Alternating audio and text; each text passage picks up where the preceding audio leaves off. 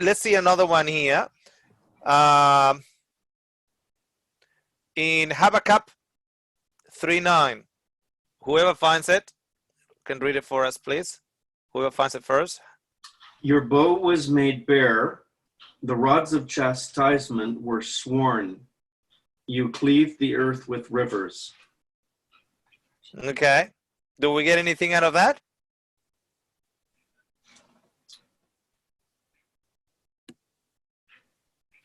No? Okay. See if now Jeremiah, I want somebody, let's say, Denise, I want you to find Jeremiah 9:3.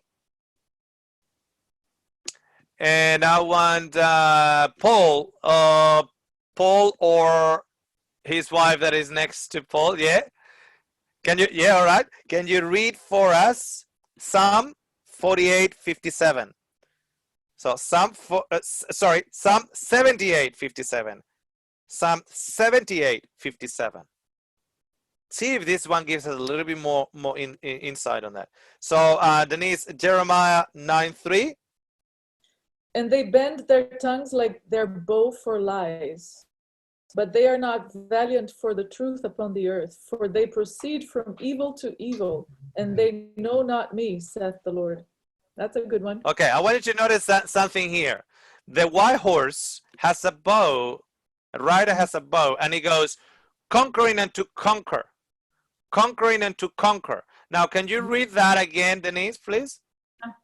And they bend their tongues like their bow for lies, but they are not valiant for the truth upon the earth. Go ahead. Yes, and then what did they do? What else? Keep on going.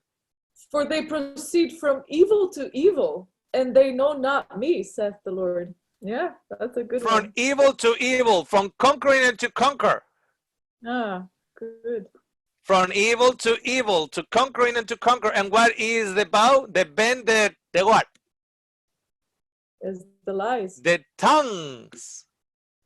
They bend their tongues with lies, and they proceed, they advance from evil to evil. So in other words, they go and they conquer with evil. And all right, well that's a little bit. Do we get a little bit more from that?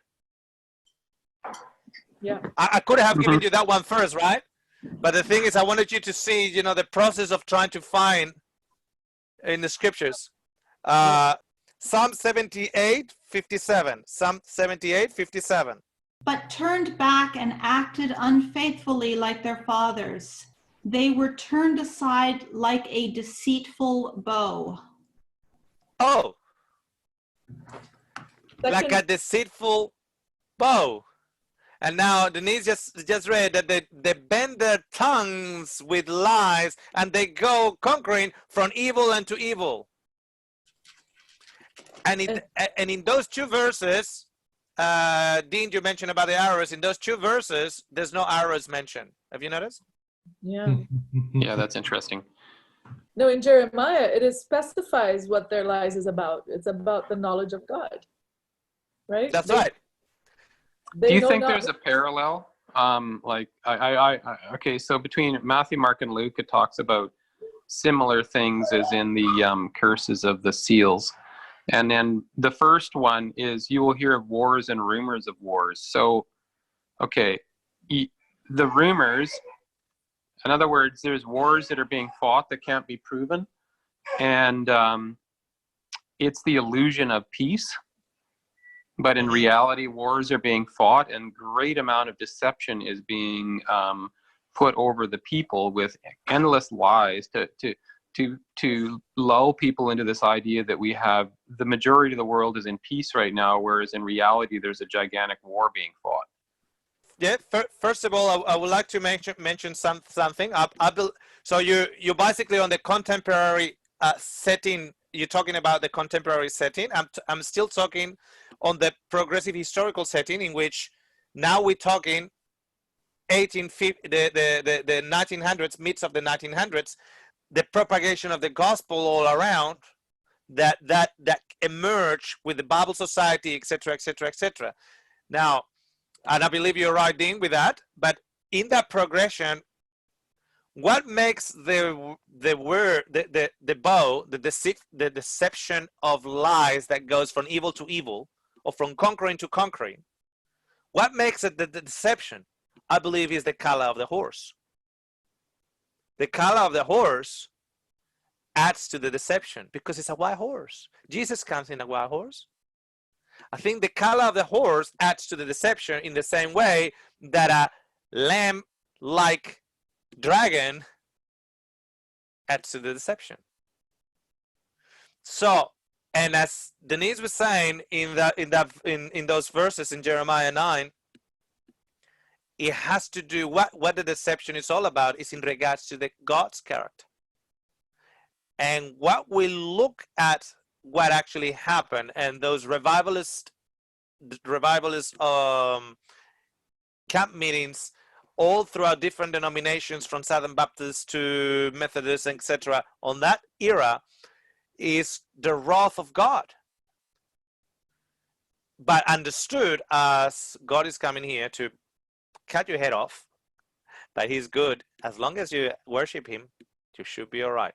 It's like the definition that many people in Spain will tell, all the generations will tell us younger generation, in terms of the rule of General Franco, which was a dictator in Spain. And he said, we live very good with Franco.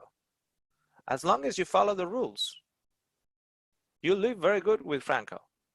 It's when you thought for yourself, when you know that Franco will get you into trouble. But as long as you were with Franco, there's no problem. No problem whatsoever. You will not lose anything. Okay? So that God's character was actually the one that was spread all throughout. Like literally all throughout. And we are actually today the result of that message for the last 150 years. So it has done, because by the way, the white horse stopped. Has it stopped? It hasn't stopped. So the horse goes, but it's not like now the second horse comes. So historically speaking, we got first that proclamation of the gospel, but it had something wrong with God's character in it, and it went wild to the four corners of the earth. So if we're looking at the 19th century as that, notice the second horse. The second horse is a red horse. Now the color red, well, he actually in fact tells us, right? When he opened the second seal, I heard the second living creature saying, come and see. Another horse, fiery red, went out, and it was granted to, notice, to the first rider, he was given a crown. To the second one, he was granted. So in other words, things were allowed to have a rule or a crown, allowed to actually have, the second one, it says, granted to the one that sat on it to take peace from the earth, and the people should kill one another, and there was given to him a great sword. Now, think historically at this point.